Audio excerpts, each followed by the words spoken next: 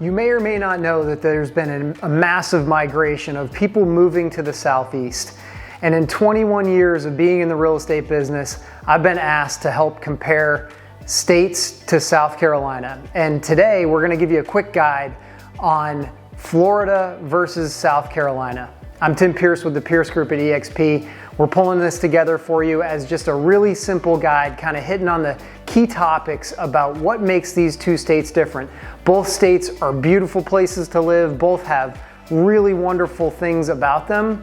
But South Carolina may not be for you and Florida may not be for you, depending on some of this information that I'm about to share. So first we're going to cover is population. So as of today, South Carolina has a population of 5.2 million people. Florida, on the other hand, has 22.5 million people. So which state has actually grown the most in the past 20 years? Well, Florida has. Florida has increased their population 33% in 20 years. So they went from 17 million people to 22.5 million people. South Carolina has increased 27% and went from 4.1 million to 5.2 million in 20 years. Now, in South Carolina, you're gonna find that there's far less congestion. Certainly we have our urban areas where there is congestion, but not as much as Florida. Florida has a lot of urban sprawl and significant growth to accommodate all of that population growth.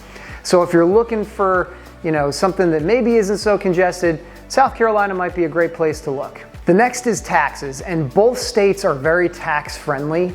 And without getting too deep into the weeds here, I'll keep it fairly high level. Florida actually has no income tax, which can be really attractive to a lot of people. However, when there is no income tax, they usually have to make up for it in some capacity, right? So if they have no income tax, oftentimes that is made up for in real estate taxes and other things. So Florida actually has higher real estate taxes on average, on the aggregate, than South Carolina. South Carolina primary residents actually get a great deal on their primary home here. If you're buying a second home or an investment property, it can become quite a bit more expensive, but you actually get a primary resident affidavit that you fill out, complete, and apply for, and that is a huge tax savings, and our real estate taxes here in South Carolina are very reasonable. The next major question we get is comparing the hurricane seasons in South Carolina versus Florida. And here are the stats. Florida is #1 in the country for the most hurricanes, and South Carolina comes in #5. So we both have them. The only thing I'd tell you is that South Carolina has about 75% fewer hurricanes in history than Florida. So Florida has tallied up about 120 hurricanes, while South Carolina has had 30 hurricanes. And for both states, those numbers don't represent all major hurricanes, category 3 or greater. We definitely have them. It's something to be prepared for and know about.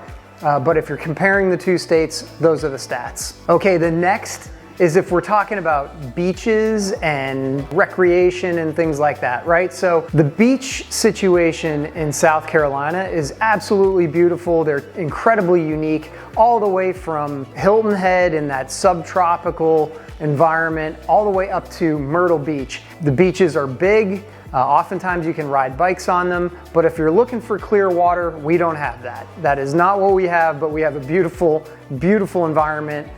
In Florida, of course, as you get further south, South Florida, they've got that gorgeous, crystal clear blue water, particularly on the Gulf side. On the northern side, more towards Jacksonville, St. Augustine, that's much more similar to our area as well. The other really cool thing about South Carolina is when you've had enough of the beach, there's a lot of variety, and we're not just a flat state. So all you have to do is head up towards Greenville and the upstate in general, and you can find some mountains and some incredible hiking and beautiful waterfalls and lots of great outdoor nature to experience in South Carolina.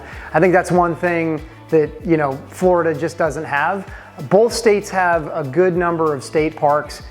Florida has 175 state parks, and I think South Carolina has 47 state parks to explore. Both are amazing in both states. If you're looking for a lot of city life, I'll tell you right now, we really don't have a lot of that in South Carolina.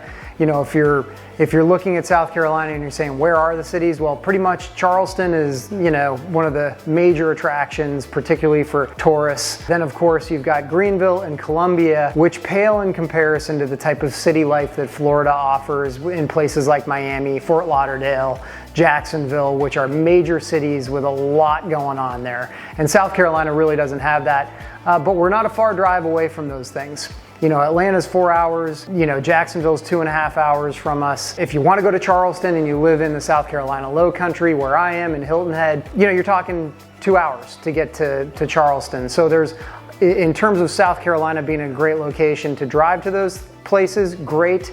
But if you're looking for a state with a lot of city life, that is not South Carolina. The climate in South Carolina oftentimes appeals to those that are looking for some season change.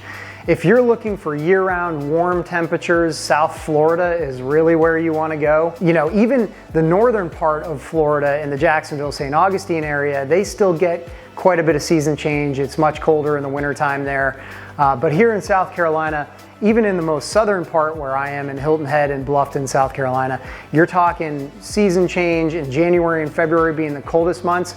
If you go upstate to the Greenville area, Spartanburg, places like that, you know, those areas can actually see a little bit of snow and ice in the wintertime. Even as you move your way up towards Charleston, you're still gonna find those season changes. So in January and February, I always say, it's kind of nice because you get that season change, you get to light a fire and enjoy that for a short period of time, but then it's done and you're off to spring and you're into beautiful weather again. But if you're looking for that year-round warm temperature, South Florida is the place to go. If you're comparing cost of living, both states are great, but I will say that, you know, South Carolina on average beats Florida.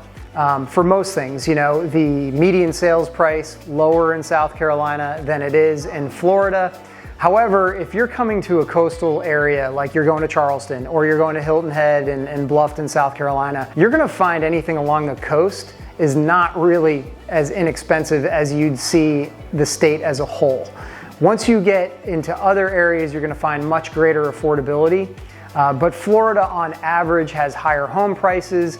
The overall cost of living in general is fairly comparable and probably not worth diving into the specifics on the differences in all of those aspects. So for being in the business as long as I have, I know people have really strong opinions about both of these states. So drop your comments in. I'd love to hear from you which state you think is better. And if you like the video, give us a thumbs up. I'd appreciate it.